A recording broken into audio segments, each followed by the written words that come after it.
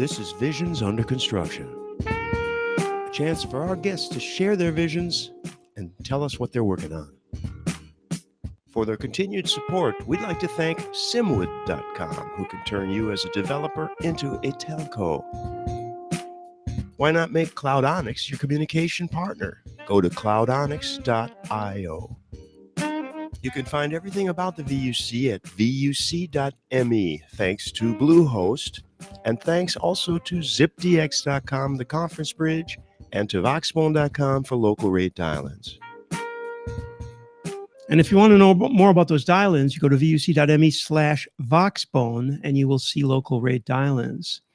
You can't find out everything about the VUC at VUC.me, but you might find out a lot more if you go to Camellia World, May 6th to 8th in Berlin. We'd love to see you there. So with that, a bunch of switching that doesn't need to be commented, but I have to think aloud. And we suddenly come to a camera of me. You can see my brother was replaced by a hat. We have with us today, what happened to, we lost a couple of people. We've got, since Andy isn't there, we'll start with Michael Graves. Michael's been here the longest. Hey, Michael? Houston. Well, not this morning, but generally, okay. Michael, what's the temperature in Houston? That's a good question. It's probably about 50 degrees here. It's a bit gloomy, and we're having a windstorm this afternoon. Yeah. But on the whole, it's pretty seasonal for us. You know that I didn't know that Houston was on the, whatever you call it, the Gulf? I did not know it was a port even. Oh, no, one of the biggest ports in the country. I learned 70%, that on the blacklist. 70% of the coffee that comes into the U.S. comes through the port of Houston, which is... % of the cocaine? No, never mind. Probably doesn't come in there anyway. No, I did not think of that because Texas is a big state. I've been there. I spent 6 months there in the USAF. Jay Carpenter's with us from Phoenix, AZ. Hey, Jay. Hello, Randy. Hello, all. What have you been up to this week, Jay? Ooh, mischief, as usual. I spoke at a cybersecurity conference on Thursday, talking about blockchain and cybersecurity and so forth. And I'm doing my build a blockchain out of newspapers next week for the Arizona Commerce Authority. So that sounds interesting. That's what's up. Cool. You know, it's funny because I was in Phoenix for Astracon, I don't know how many years ago. You probably were not connected at all with that kind of world in those days, I guess. Or were you? Well, I had a conflict in my schedule, so I actually stopped in impromptu on the very last day and saw Mark Spencer, I think it was. I spoke with him. So. And I'm pretty sure Randall Schwartz was there because I think he used to work in Phoenix. If I'm not mistaken, that was the year that I met him there. And he was a guest at Astracon. That was pretty cool.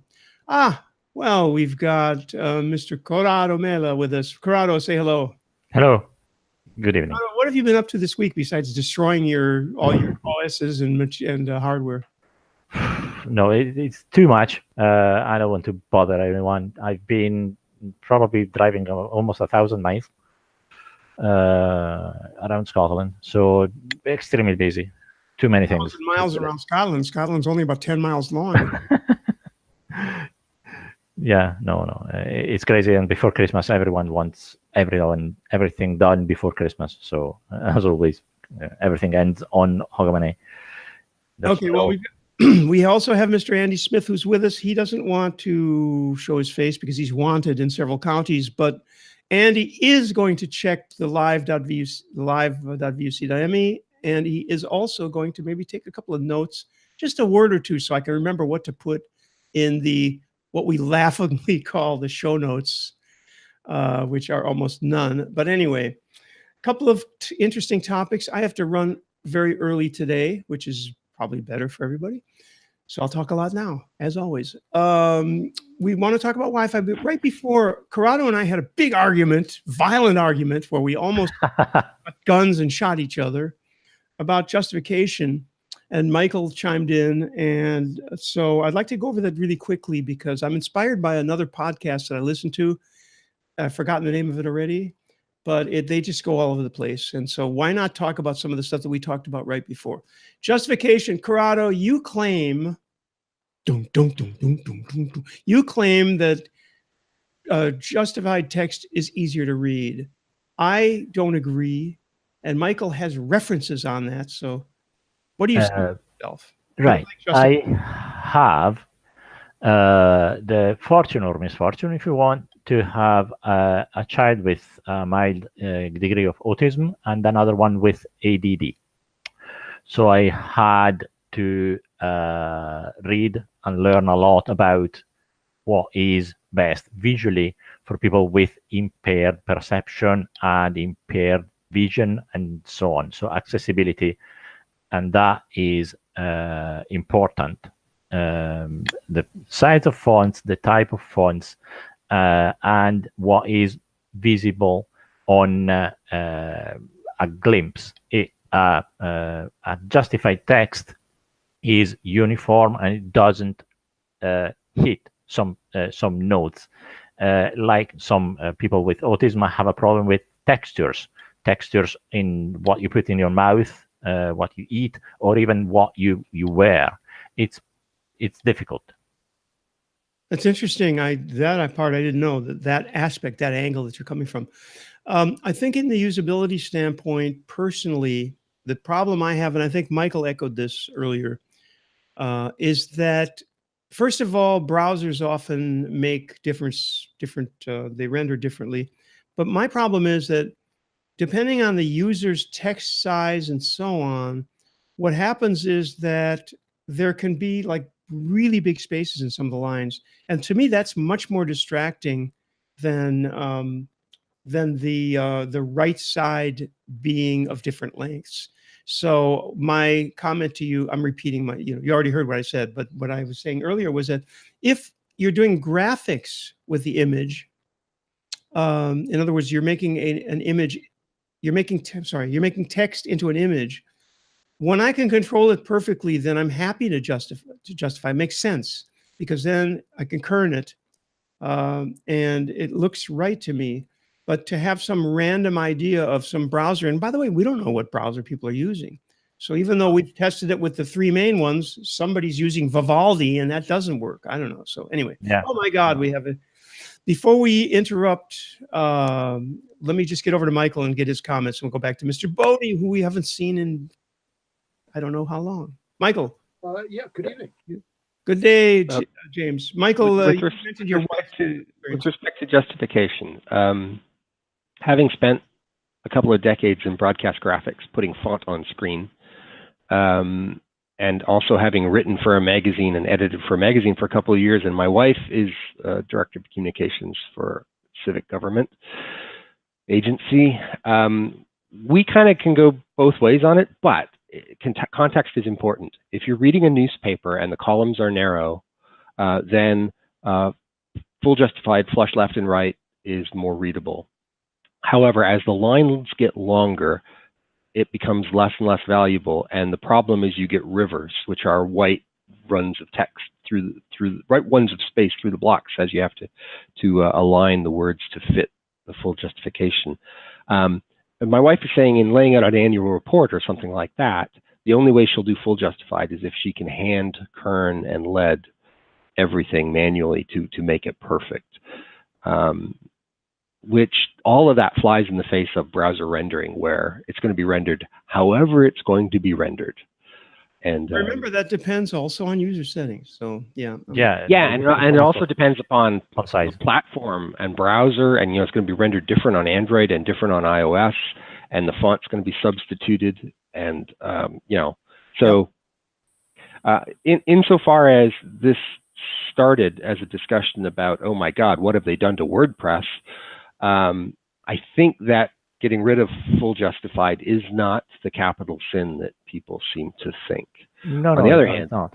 Yeah, on the other hand, it's taking away a functionality that some expert user can use, and I still use it, just going into the raw HTML and adding the justified. Yeah. There are a number of other inline or style CSS attributes you can create to decide if you want how much kerning and how much space between the words you can accept. before. And if you go back and look at, and I'm not saying it's worth it because it's not, but Matt Mullenweg's presentation when he rolled out WordPress 5 and the discussion of the new editor, the Gutenberg editor, and the blocks-based thing, I think that what's going to happen is kind of like what's happened with WordPress in the past, is somebody's going to roll out an editor that drops in and that has the features that people want, and so the extensibility is there because the blocks are available in that regard, and they're making it easier for people to do extensions to WordPress in this block construct by sort of giving away sample frameworks and stuff. So I think ultimately this will be solved and fairly quickly. On the other hand, the transition from 4.9 to 5 is going to be earth-shaking, and I think the way I described it in Wire is kind of apropos, in that there was an ecosystem that arose around WordPress, filling in the deficiencies in functionality through extensions and themes and plugins and all that kind of stuff. And when you take and put those things that were most commonplace there into the core app, you're just eating your young. Yeah, that's not optimal for sure. Anybody else have any? I'm going to move on to the subject because I'm so limited. I got to run. But anybody else want to continue with the font and all of that thing before we move on? So, because we're going to talk about Wi-Fi, and Mr. Bodie will have his word too. Corrado, are you satisfied with the end of the discussion? No, I'm satisfied. We also need to remember that there are styles that you can apply. Besides that, for every single platform, a style for a phone, a style for a printer, a style for a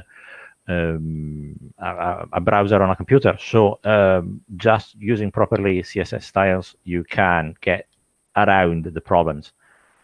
Yeah, but except that 2 points. One is that even CNS is not rendered exactly the same everywhere. And second of all, as I was going to quote Julia Child, or Childs, whichever it is, when she said that life is too short to stuff mushrooms. And that's also, life is too short to really, really mess around too much with CSS unless you have a really, really good reason. And frankly, let me give a high five, give me a high five on this one. How many blogs really merit that much detailed work? You know what I mean? They're going to be dead tomorrow anyway. All right, anyway.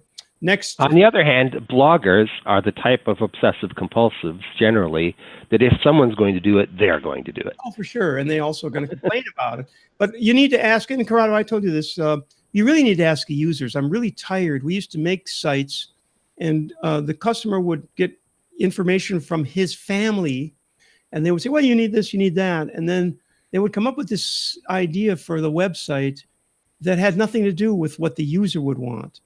Anyway, I don't want to go on and on about that. So let me share this screen, this application window with you, because we're talking about Wi-Fi. And there was a thing I posted. Someone said that 90% of the people in the UK are dissatisfied with their broadband, or was that the US? I don't know, someplace. And Corrado said, yeah, it's not the Wi-Fi, it's not the broadband, it's the Wi-Fi that sucks. So that's part of our topic. I'm going to show you mine if you'll show me yours. You don't have to. This is the Ethernet connection to my router, which by the way is a little low today. It should be 920. On the other hand, the upwards is a little low. It's a little high. But anyway, that is the connected. But here is the Wi-Fi. 58/29.7. Now, in all fairness, you're happy to have that. I mean, you could do 8K, 4K anyway. I don't know, 8K, Michael? I'm not sure. Oh, yeah. I mean, easy. I mean, in a video. So, I mean, there's no problem with that. These kinds of bandwidth readings are fine if you have a family and one person downloading porn and in the other room they're gaming and then you're looking at, trying to get the latest version of some app or something. Point is, anyway, there's a huge difference here. In fact, that difference was the factor of over 10. We look at those two. And my phone did very well. I was surprised about that, actually. But the point is, you're never going to get, and we've talked about when we have guests, we go, don't try to do this on Wi-Fi. And the reason is because a lot of times their Wi-Fi, if they're on DSL, their Wi-Fi is going to be just below what's needed to do video conferencing. Anyway, Corrado, I'm going to turn this over to you because this is kind of what we were talking about. You were the one who chimed in about the Wi-Fi, and then there's a lot of challenges. One of them is what's the activity on the channel and so on. What do you have to say about that? Not only that, it's the people perception of their broadband. It's what they have on their smartphone. So they are conflating everything that is coming from the wires coming in, the router, the Wi-Fi, and then the performances of the phone. The end result that they see is what happens on their phone. If their phone is crappy, if the Wi-Fi is crappy, if they're in the wrong room, if there's another crappy device connected to the Wi-Fi and the router is not multiple input, multiple output, it's going to slow down to let the slower device to keep up. There are so many factors that affect the performances of your Wi-Fi, but people keep complaining with the ISPs that their broadband is low. What happens on their phones is low, but it's difficult to explain all these stages, separate stages before something happens on your screen to the end user. The ISP can do as much as it could up to the router. From the aerial on the router upwards, it's up to you, I'm afraid. We can help, we can guide you, we can explain, but if you are in the kitchen and the router is in the loft and they are at the opposite side of the house, you cannot possibly think that you can get super fast connectivity to your phone. But people think that magically the fairy dust is connecting everything, and it should be working like that. It's technically difficult to explain. That's the problem. There are apps to help you. I know this is not going to be super visible, but you can get the idea that there's a thing called Wi-Fi Analyzer. There are probably 20. I think I recommended that to you. Yeah. You know what? I uninstalled it ages ago, but then here it is right here. Anyway, this is something that will help you see the various signal strengths, obviously. Go ahead, Jay. Well, first of all, Randy, thanks for showing those graphics because I wasn't aware of the disparity between your broadband connectivity and the Wi-Fi connection. But as we're talking about this, there's an interesting application that's coming to my mind, which is just recently available via the new Raspberry Pi 3B Plus, which now has power over Ethernet.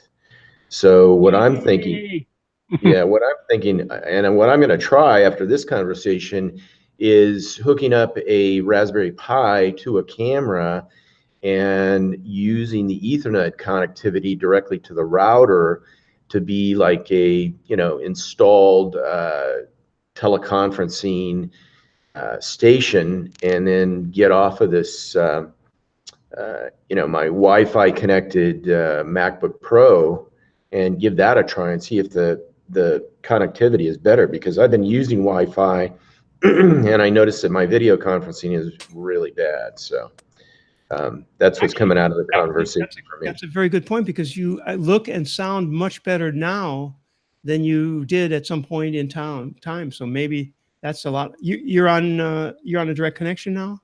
No, I'm in a different location. I'm actually at a university doing this session.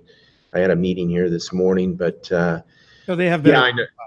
Yeah, it's better, I'm sure. So I was wondering, just real quick, how many people, because everybody on this call probably, when you can, you're on Ethernet, right? I'm positive. My desktop, why would I not be on it? Because I have it here and I have a switch and all of that. But I'm guessing that a lot of people, they get DSL or cable or fiber. They got the box at home. Yeah, there's typically four Ethernet channels on it, but everything's probably Wi-Fi, everything. So that, including smart TVs and radios and internet radios and things. There are things, if it's got an RJ, if it's got a cat proper RJ on it in our house, it's on a wire. And things like, the Nest thermostat and stuff like that, particularly, TVs and such like that. Laptops are mobile and phones are mobile and all. But even Raspberry Pis and things, if they can be put on a wire, and if I use them for media playing, they're on a wire. Yeah, our TV upstairs, we don't have a smart TV, but the point is I do have a box, an Android TV type box upstairs. And that box, there's no way I would be able to see it with Wi-Fi. So it's actually got one of those CPR, whatever the power line internet thing, which gets at least 20 megs. And so that works beautifully. James, where have you been? Tell us about it. Where you been all year? Busy. Doing. Your audio's a little low. Can you But up your audio? Can I shout? Yeah, is that better? Closer, closer. Yeah, yeah. I've been a little bit on the busy side. The reason that everybody uses Wi-Fi is a challenge of actually getting the wires around the house. And if you live in a 450-year-old house like I do, that's a bit of a challenge. The new kitchen that we built where the barn used to be has just over 1/4 of a mile of structured cabling in the kitchen alone. That's because we thought about it when we built it. But the rest of the house, because it's very old and the walls are that thick, it has to be Wi-Fi. Sorry, James. It's probably worse with Wi-Fi when walls are thick, and especially if they're in some kind of stone that might have metallic content inside, because it's practically a Faraday cage. So you need to have a Wi-Fi in every room, a Wi-Fi point in every room. Well, not quite every room, but yeah, we have a mixture of cable going around the house to plug into multiple wireless access points around the house, and then overlaid on top of that, we have power over Wi-Fi. Power over yeah. Ethernet over power. Yeah, power line. Ethernet over power line in your circumstance has to be a godsend. Yes. Just an observation, James. Don't you have a thatched roof? Yes, we do. And you have access to that roof from the rooms. So you could run the cables up in the roof space and drop them. We did when we were rethatching the house, but that's why we now have on our chimney both a Mikrotik Omnitik, which is a 5 gig point to multi-point link equipment, and a 4G cell. So yeah, we're pretty well connected around here. We've got lots of Wi-Fi, lots of cable, lots of everything really. But something else, going back to James' comments, one thing I will say is that all Wi-Fi is not equal. So the performance of the Wi-Fi will vary quite dramatically depending on what waveforms you're running. And again, it's a case of picking the right waveform for the task that you want to do. So for the Omnitik, the Mikrotik point to multi-point stuff, we're running a 500 megabit per second capable waveform because we're really interested in very fast throughput. And then you've got things like this, which is a 1 gig link equipment, Mikrotik wireless wire. These things are absolutely incredibly, well, what can I say? It gives you a gigabit per second throughput over a range of up to, well, this one's about 0.5 kilometer with active beamforming, and the total package cost of that is $169. Incredible. So James, question. On the waveform, is that tunable via a off-the-shelf router, or do you have to get a specialized type of router in order to use a particular waveform? Again, it really depends on the equipment that you go for. So I'm now a converted fan of the Latvian Mikrotik stuff because they have a very, very wide kind of frequency operating range designed to operate in lots of different territories. Each. Oh, that's my dear darling wife calling me on the phone.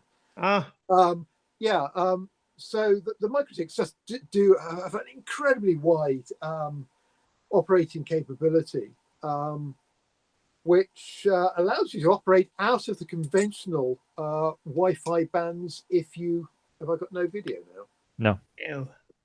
That's okay. We can hear Is you. that better? Yeah, we can hear you, but you need to get closer to the mic too. Your audio is very. Right. Just Yeah. a couple of observations while James comes back to us. More often than not, here is the end user gets a router or router, as you want to call it, from the ISP, and they're usually cheap as possible because they get given a router. The exception might be BT that has the the how's that called, hub something that is decent, quite decent, but more often than not, they're not multiple input, multiple output, MIMO. That's the key for performances. I was just going to come on to that. Another variable in the equation is the number of chains that you have in your Wi-Fi device. So a really cheap one will only have one chain, so one antenna working. A more expensive one will have two chains. So you have two antennas and you're taking two different signals and then combining them together to get a faster result. And more expensive still have typically 4 or even 6 or 8 chains in there. And you get a summing of the signal, and the thing just goes quicker as a result. It's independent. The connections between the router and the router and the devices are independent from each other. So if there's a slower device because it's slower by itself because it's old, or it's too far away to run on a 5 gigahertz or at a higher speed, just that device is connected and is working with the router at that speed. The others are unaffected on a non-MIMO or just 2 channels router. You always get the minimum common denominator speed for all your devices. Indeed. James, I have a request for you. If you could send Andy the link to the Microtech website, and I'm sure, I would like to see that link, and I'm sure other people watching this would like to see the link to the equipment that you're talking about. So yeah, okay. Well, we'll do it on here. Now, I should say, Microtech stuff is not the friendliest. No, it isn't. Other brands are available, just to be. Incredibly powerful and not recommended for consumer type people, right? Because it will bite your hand. Well, any other like recommendations, I'm sure would be appreciated. But if you know what you're doing with these things, they are incredibly powerful. So, an example here's a battered old RB 2011 that I bought off eBay for 20 quid. And I'm actually running free switch on this.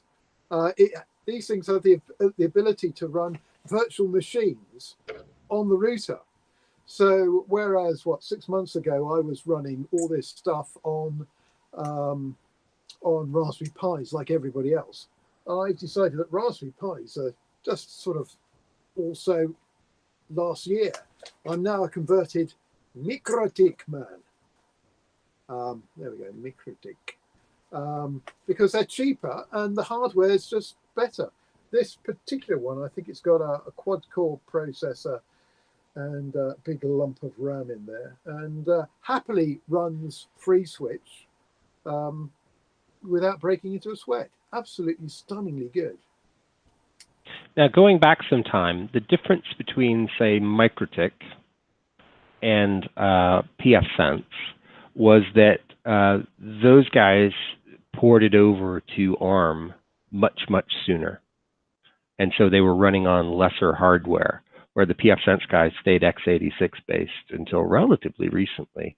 They've only in the last year or so had a little ARM product, which drove the cost of their devices. The Microtech stuff was so much cheaper. Yeah. I got to run along, folks. I just want to say good evening to everybody. I will, just for the heck of it, probably try to get on the HOA in the middle of the cold weather outside on my way to the party. We'll never know. Maybe we can do one of those James visit the bridge, except I don't know what's on the way to where we're going. Anyway, see you all next week. Yeah, can you get to your party without dropping the video?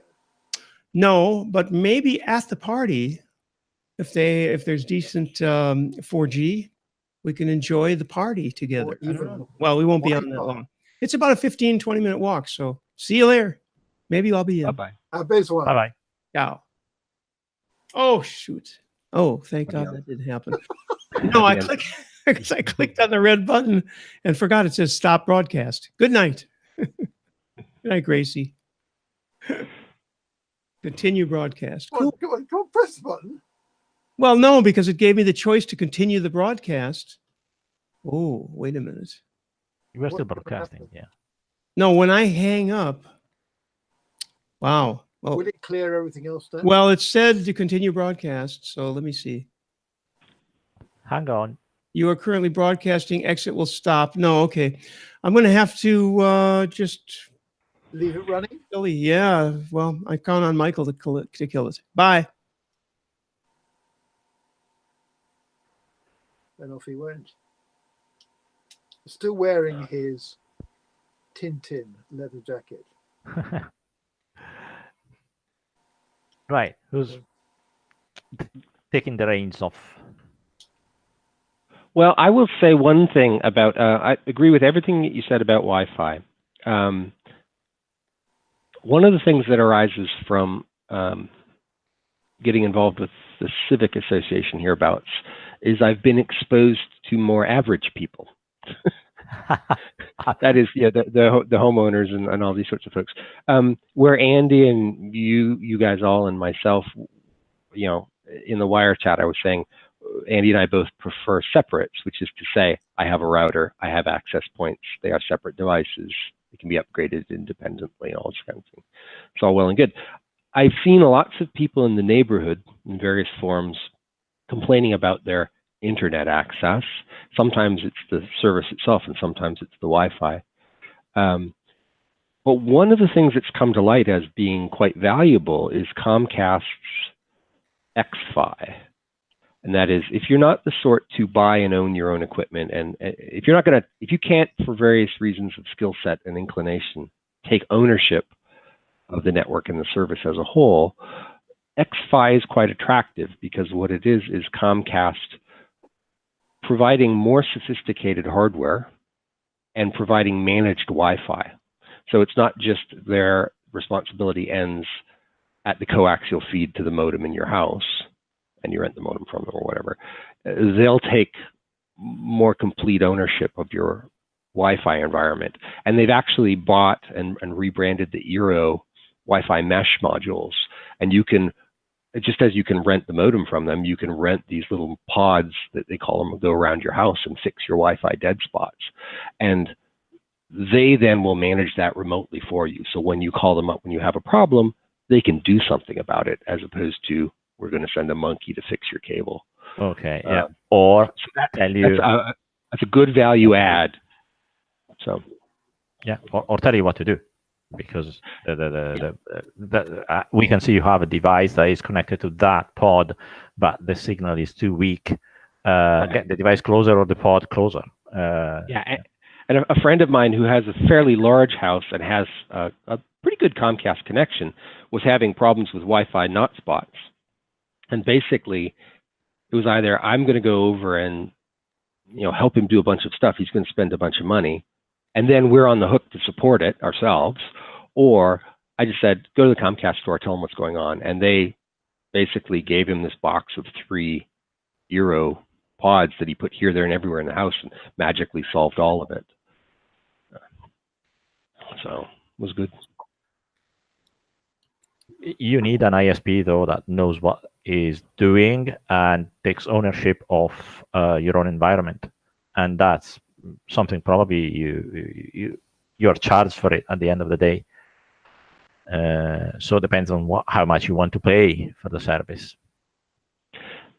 I guess, although xFi is a consumer service, so is a consumer residential, so they're it's priced appropriate to the marketplace. And the reality that I heard somebody from Comcast say was their support people were fielding all these questions about cruddy Wi-Fi from their endpoint. There's Comcast provided CPE. So they kind of had to own it anyway. They just decided we might as well embrace the whole thing and have a chance of success. And it's been working out. Yeah. One thing I have objected in the past with the very famous adverts from BT, the most powerful router in wireless in the world. Yes, okay.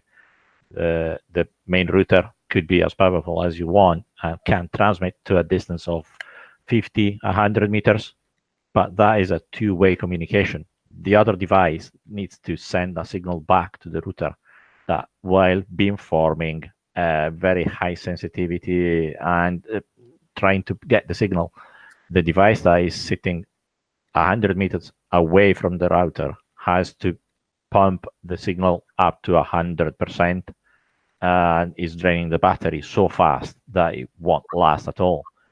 And it's probably not even strong enough to reach back to the router. So it really doesn't sit well with me. I don't understand why we need to get a signal from a single point so far away and so strong, probably breaking even all the EIRP recommended limits in radiation to get to somewhere where has no there's no point to get because the other device is stretched to the limit. I think one of the things that's been interesting is to see, my brother-in-law bought the Ubiquiti mesh router. And this was, okay, he has AT&T's Uverse or something. I can't remember what it's branded these days, but so he bought the Ubiquiti mesh router solution, which was quite expensive. You're in for like $300, and I think faced with a capital spend of $300 versus even $10 more a month to get something from the provider, I think some folks would go with the ultimately more expensive getting it from the provider. But who knows? Why are you showing me? Am I? I'm telling Yeah, you. well, You. Am yeah. I? Now you're showing us the MikroTik login screen or something like that. Yeah, I'm just going to show you some bits and pieces. If I can find the right screen, and I've lost it. I've got too many screens open. I'll stop sharing until I found it. Oh, and I'm going to have to do something with that. That's nasty. Feeding back, are you? Thank you, James, for that. Let's solve that one. But we can discuss quality and quantity and performances of the Wi-Fi as much as we want between ourselves. The problem is to transfer what we know and what we experience and the experience and the knowledge we have to, as you said, Michael, average people, so they understand where the point is. But it's very, very difficult to do because it's complicated. There are so many variables. And the best I think you can do with an untrained normal person is just bundle a whole load of intelligence into the router. So the router then, the Wi-Fi device, sees what the local operating conditions are and then adjusts its parameters accordingly. I think that's about as good as we can get, isn't it? Yes, if you want to assume the responsibility for that. Whereas I would prefer to find, with some soul searching in this group, an analogy that we can create and to explain to people what is the connection they have on the phone, on the tablet, or on the wireless computer, on the laptop. What is the process? So to find a metaphor or an analogy that is easy to understand from average common users, so they understand that they can see where the problem might lie, instead of pointing the finger to the ISP or the broadband It's not your broadband. It's difficult because it's so complex. There are so many layers in that famous ISO-SI stack of things, where level 7, 8, and 9, and 10, the user. Perhaps somebody needs to come up with some very, very clever graphic that shows the interaction between all these different layers. So you can actually look at this graphic, this picture, and see the bit that's causing you the problems. Because it, as you say, Corrado, it's layer upon layer upon layer.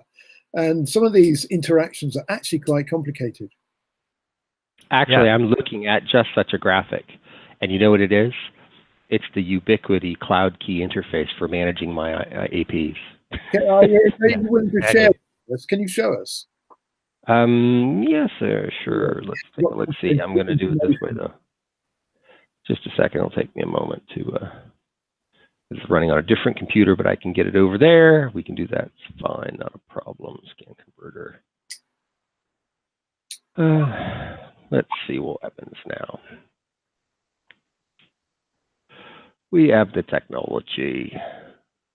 Yeah, and what you're going to show us, I guess, is why the Ubiquiti devices sell for approximately 3 times the price of a MikroTik device.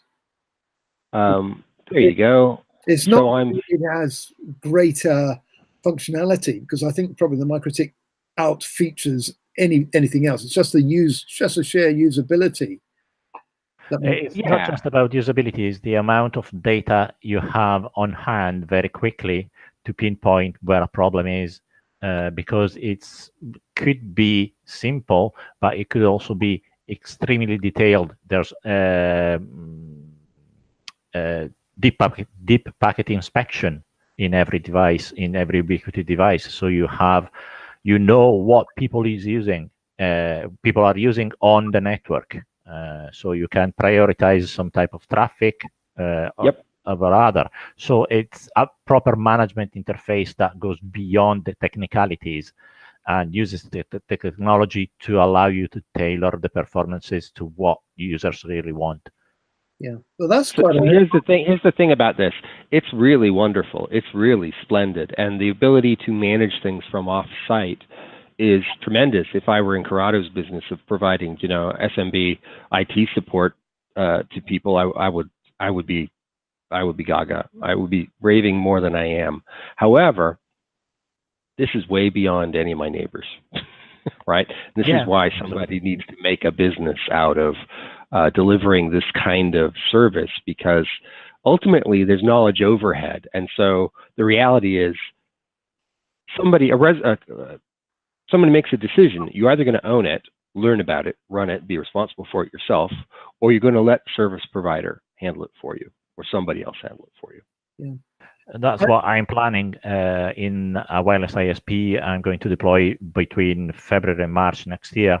I'm going deep into the end user domain up to the pod, the access points, and the distribution, and possibly even the connection between that and the devices. Looking at everything, because I will be deploying Ubiquiti Kit throughout, from point-to-point connections, from the point, and then to multi-point the distribution to the end users, and the internal router and the access points distributed through the house. So I will have a single interface where I can control everything and the effectiveness and the performances of everything in a single interface. So that will be very helpful. So does MikroTik do this stuff as well? Do they have the centralized management stuff, or are the devices insular? Sorry, say again. Does MikroTik provide this sort of centralized management interface, or are the devices insular? Yes, it certainly does, but it's nowhere near as polished and user-friendly. If anything, it has considerably more functionality than the Ubiquiti stuff. But again, that's a problem because it is so feature-rich. It's enough to fry the brain of most people. And even I, watch out for that young lady, Randy. Randy almost walked into a young lady then.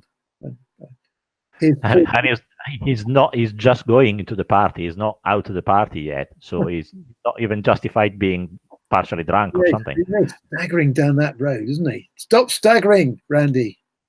Yeah, we're watching you. Hey, It's not that he's staggering. It's that he doesn't have a gyro stabilized gimbal for his phone. That's a good Christmas gift idea. it certainly is, isn't it? He's got a bouncy little step, isn't he? Bouncing along there. Anyway, well, we're distracted. I'm pretty sure he's staggering too.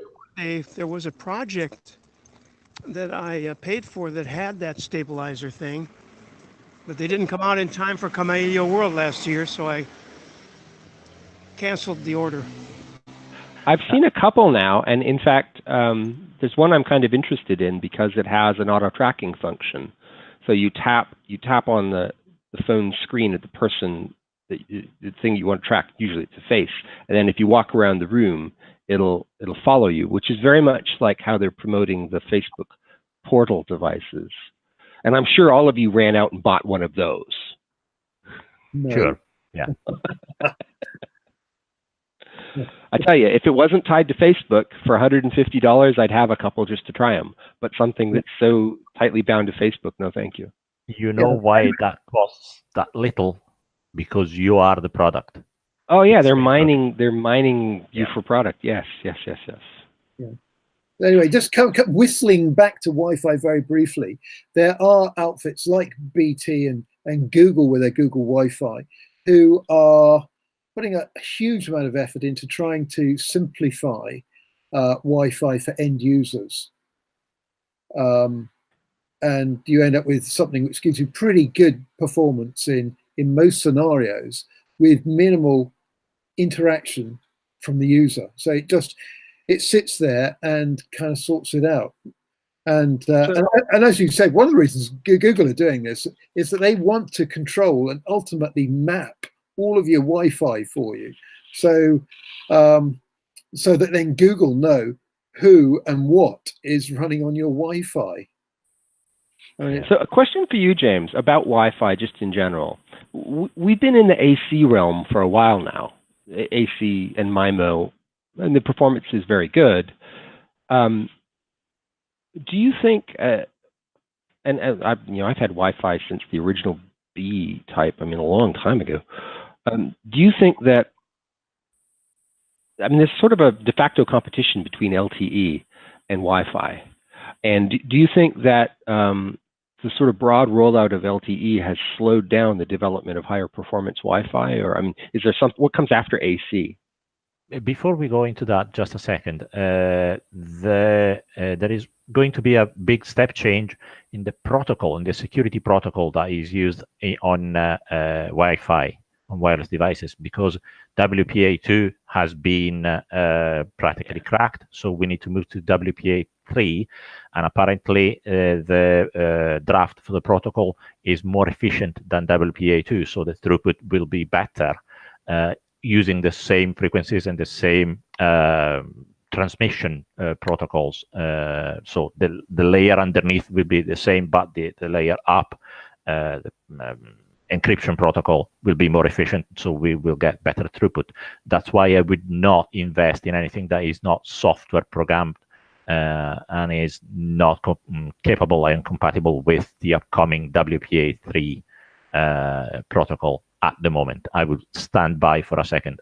Again, LTE, 5G, and that new WPA3 are probably prodromic to something that is going further far from AC, something that is faster again from AC, still on 5 gigahertz, but on a different protocol on that layer of connectivity. Something must come up. All right, interesting. We're seeing now the evolution of LTE products that operate in the same 5 gigahertz unlicensed band as Wi-Fi. And what is also quite interesting is if you put both an LTE waveform and a Wi-Fi AC waveform together in a locked room, it's not the Wi-Fi that wins.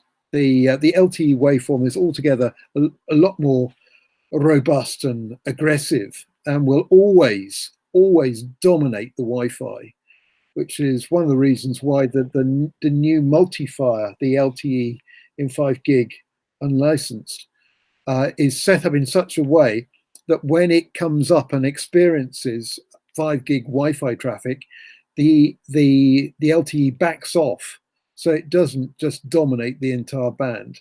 It's designed so it shares everything 50-50.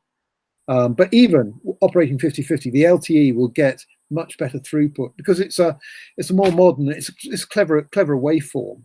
But so that's really the question, isn't it? Though, is has that rollout stymied Wi-Fi, or is Wi-Fi still moving ahead? You know, does Wi-Fi get better?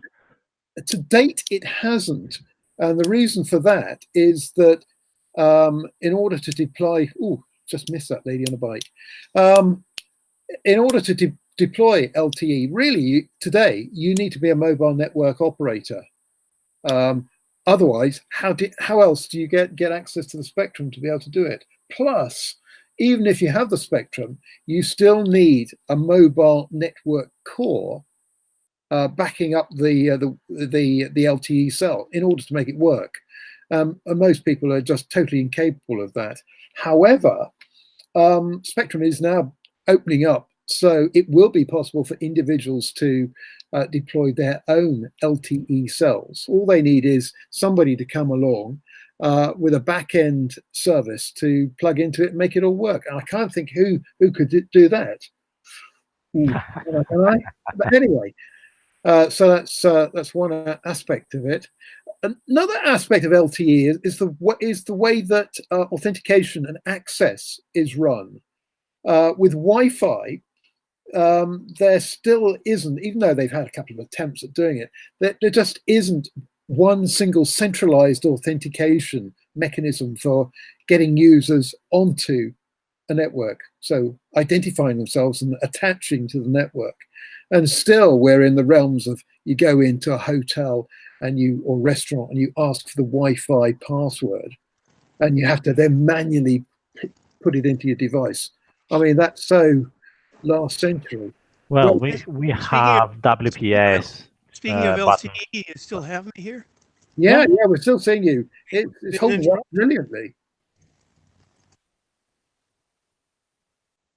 There are a number of one button click options that you have, and there's WPS and something else that is a very short number code that you need just to enter in your phone, rather than a very long password. Yeah, but again, they're still not.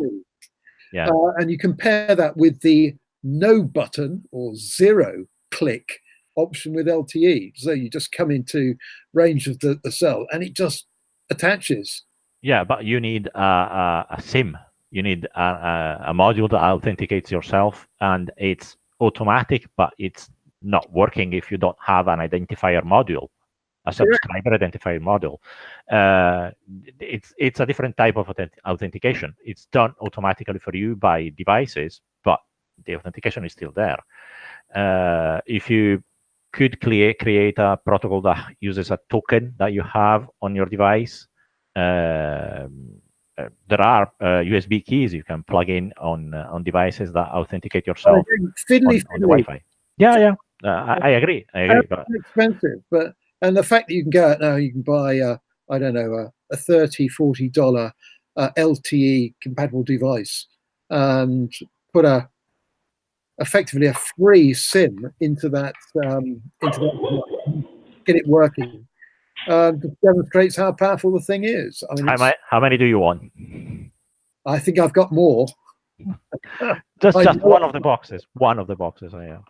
But yeah, that is easy. That's a subscriber identifier module, and it identifies you and the network, and works like 4G routers that we are deploying in rural areas to get internet connectivity. We send the router with the 4G SIM in. It's connected, powered on, even powered by PoE to a switch, and the client is connected, and that's done. Okay. Things are going to get even more interesting with 5G, because with 5G, the cell size gets smaller. And the big MNOs, mobile network operators, don't stand a chance of covering the ground. They just will not be able to do it. So when 5G eventually hits the streets, it will be largely reliant on third-party individuals to put out private cells and federate those to provide the 5G coverage, because the MNOs just won't be able to do it themselves. And that's an interesting point where probably our friend Jay can work, because to federate those cells, maybe we can use the blockchain. Exactly. That's exactly right. And the pending issue to solve is identity, workable identity. And I think, you know, there's a lot of interest in the blockchain community around solving the identity of issues. But if you can solve that, get a workable identity structure, and you know, hang mesh and peer-to-peer devices and connectivity, then all of a sudden it's a new ball game for sure. Yeah. So a new term that's beginning to float around now is the term reverse MVNO. A reverse MVNO is where somebody puts out radio access network and then the MNO customers roam onto it. So it's like an MVNO, but in reverse, in that with an MVNO, you had third parties roam onto an MNO radio access network. But with a reverse MVNO, you've got MNO customers that roam onto a third-party network.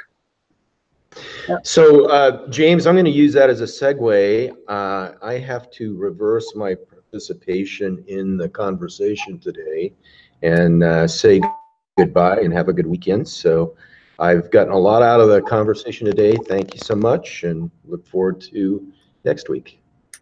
Jay, thank you for being with us, as always. Bye-bye. We're close to the hour now, so. And we looks like we've lost Randy. Hopefully it's just his batteries run out and that it's not. No, he's probably just dropped the signal a bit, and he's still online. Oh no, there he is. He is. He's still going. Yeah, probably the bandwidth is not enough for the video. Or he But just yeah, knows where he's going. right. Again, we didn't come up with a metaphor for the different layers of the Wi-Fi, the broadband, seeing as the end user. I thought about that like a layer cake, but again, the layers are all the same. A cheesecake with a base and the cheese on top. Something that is so. How do you explain signal to noise ratios to a consumer? The fact that if everybody reduces their power levels, it can actually work better. Yeah, it's counterintuitive. You expect that if you wind the power up, it's going to work better, but it doesn't. No, exactly. That was what we were discussing with Michael before. When you have too many access points that fight each other, and you're better to have just a limited number of access points, or you have to reduce the power on the access points so they don't overlap, they don't practically interfere with each other. Yeah. Again, it's so difficult. The choice of the I think the difficulty too is, you know, in reality, if you're trying to explain that to an end user, you're barking up the wrong tree. That's not the right person to explain it to. They chances are, what's the term? It's not MIMO, it's TLDR.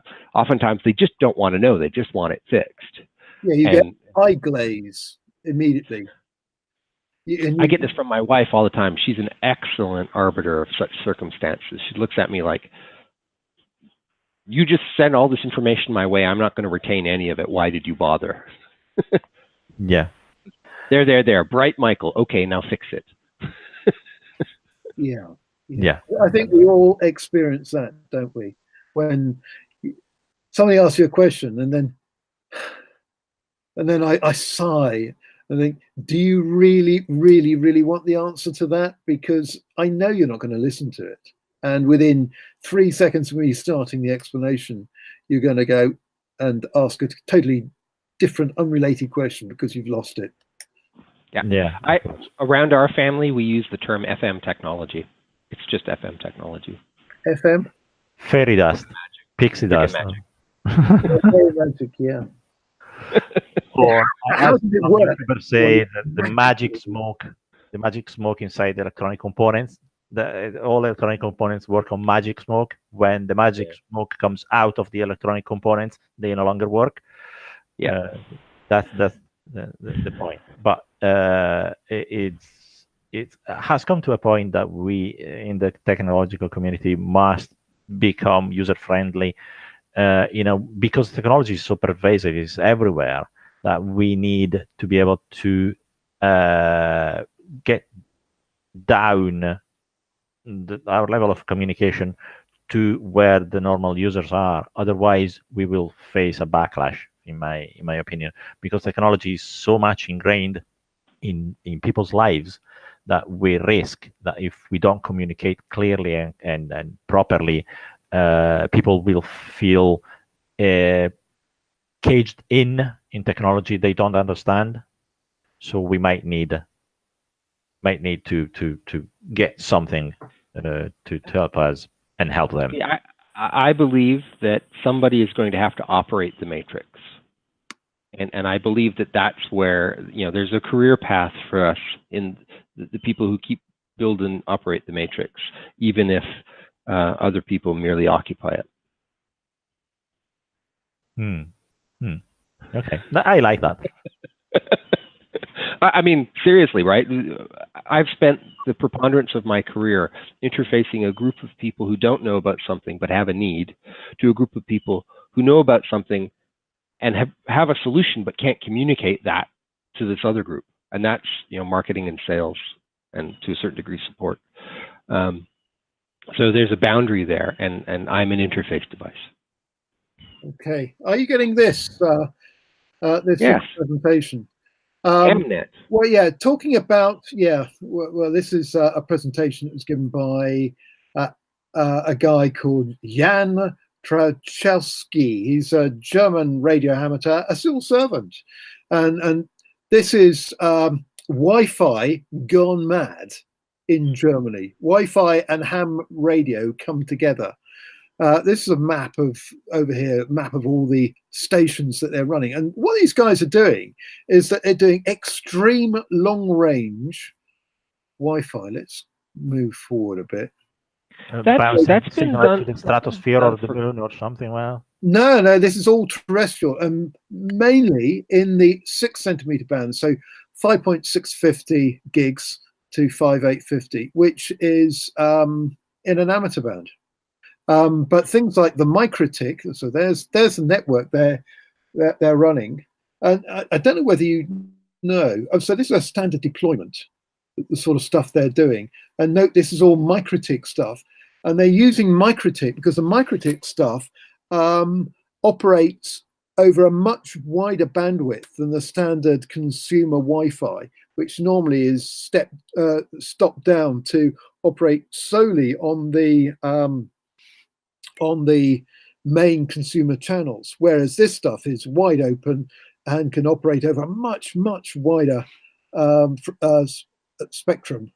So there are two frequency ranges. Let's be clear: the commercial consumer 5 gigahertz that is used in the Wi-Fi, and there's at least in the UK there is a fixed wireless access bandwidth that sits in the 5.8 gigahertz range, and that is a light license type of domain. In fact, there's much more than that, because outside of those two bands, there are other bands, including the amateur band.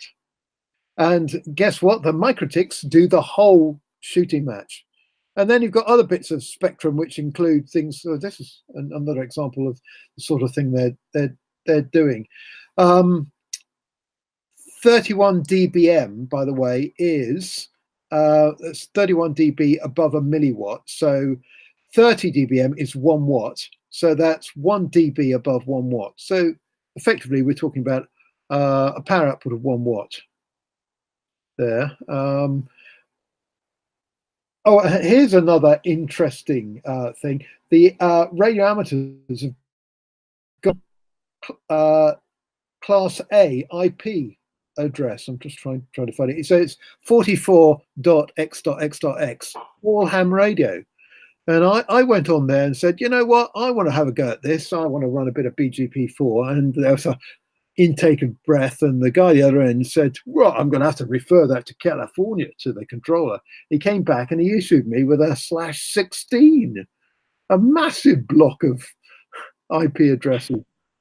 But in this period where IPv4 addresses are hen's teeth, they're practically exhausted, that's a very good loot. Yeah, it's not bad, is it? But it's only because they got a complete Class A, and they're very aware of the fact that if they don't use them, they're likely to lose them. So if somebody like me comes on and says, I want to run BGP4, then you get /16. Anyway, this is an example of the sort of link that they're running. Look at the range. It is effectively Wi-Fi, but over 38.6 kilometers. 38.6 kilometer link. Yeah, the problem is it has to be in line of sight. Well, so they have to either bounce against something else or very high towers. We're talking about the first and third Fresnel zones are uninterrupted, which is not quite line of sight, but yeah, I know what you mean. It is roughly line of sight, optical line of sight, but radio line of sight is not the same as optical line of sight because radio waves do bend.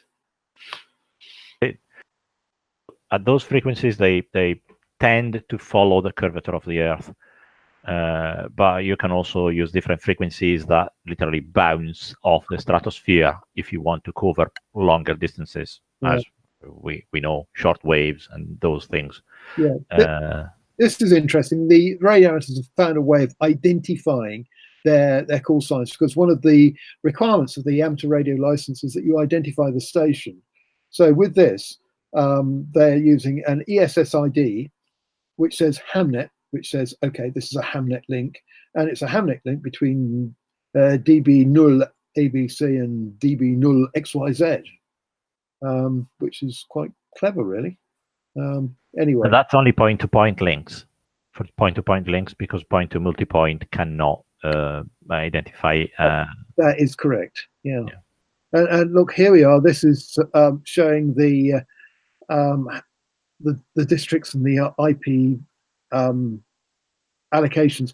Oh, and every couple of days I get a new script from AMPANET, which is the regulator for this, which you can feed directly into your MikroTik, which does all the routing for you, sets it all up.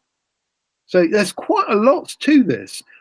And you think, this is amateur radio? Yes, it's amateur radio. This is amateur radio done with, so amateur radio does the internet. Yeah.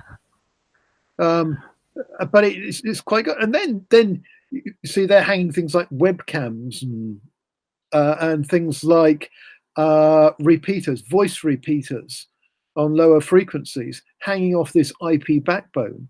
So you end up with all these conventional voice repeaters all being networked together, and digital things. And it goes on, the documentation goes on. It's typical German engineering. Look at this. So this is showing how it all works. So DMR is digital mobile radio, 70 SEMS repeater, 2 meter repeater, 23 SEMS repeater, and some form of server on there, which is mixing. All Starlink is a repeater trunking thing. It goes on. You think, what motivates these guys? Why are they doing this? Total lunatics. Well, they're ham radio. Yeah. Well, doing it because they can.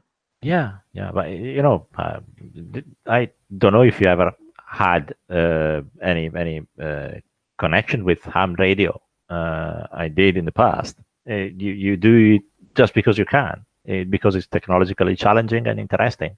Yeah, well, I got my amateur radio license when I was a first year undergraduate at the University of London, because we all had to, in order to do the coursework, you had to be a radio amateur. So in our first term, we all marched off to the Royal Horticultural Hall in London. We all sat our amateur radio exam under the great Professor John Claricotts. And that started me. I later became the General Secretary of the Royal Signals Amateur Radio Society and ended up being awarded with an honorary life membership of said society. And I have the rather dubious distinction of being the first honorary life member of that society who has not served in World War II. So there we are. I was the boy, but anyway, the young one. I was the youngster. But they're all kind of dying off now, which is all died off. Well, because using radio waves is hugely complicated, because we know that bandwidths and bands are not the same throughout the planet. They're used in different ways in different places. So the common standard throughout the planet is very, very small. So there's too much congestion. There was too much congestion as far as I remember when I was using that. So all kind of borderline legal things were done, including high power end stages and directional aerials and so on. I remember a neighbor had a huge quad, aerial motorized quad on the top of his house, and it was. I guess you're talking about 26, 27 megahertz. Probably yes, the 27. Yeah. The Citizens Band CB. Yeah. Bandwidth, but it was literally huge. Out the top of my head, could have been a cube of 7 meter side. It could rotate to get the best signal. It was massive and so subject to winds that it was tied up to the ground around the house rather than on the house, because it could lift the roof. Yeah, but you look back on those days and you think how antiquated that was, because with all that effort to do one narrow band voice signal, and these days we can do narrow band voice amateur radio with much higher quality. You just do it on your mobile phone. Yeah. So the amateurs have got a marvelous system called Echolink. I don't know where you come across that. And basically you put a voice over IP push to talk client onto your phone. And then if you're a licensed radio amateur, you can then access the Echolink network, and you can get into VHF and UHF voice repeaters all over the world. And my favorite is I talked to a guy called Fred, I think, or Frank, in Bridgetown, Barbados. And he's a taxi driver, and he has a 77s radio in his taxi. And you can talk to him, and he has the most brilliant, wonderfully warm Barbadian accent. And he'll tell you about the traffic jams in Bridgetown, Barbados. I can imagine. Yeah, traffic is very high. Terrible. Okay. Yeah. Hours of fun playing with that. We should probably wind this down from a recording point of view, don't you think? Yeah, well, because I'm yarming on and I need to shut up, don't I? And go away. No, it's fine. It's been interesting. But we were in Wire the other day lamenting the fact that podcasts that run to 2, 3, and 5 hours are, regrettable. Yeah. So... if you can't keep your focus for half an hour on an hour tops on a topic, and you have to ramble on for 3-5 hours, probably a podcast is not your medium. Well, I haven't been allowed to be on for a while because I've just been too busy. So I've got a lot of latent stored up rubbish in my head. And with that, I'll close off the recording and we can carry on the others. Okay. Sure. plonk.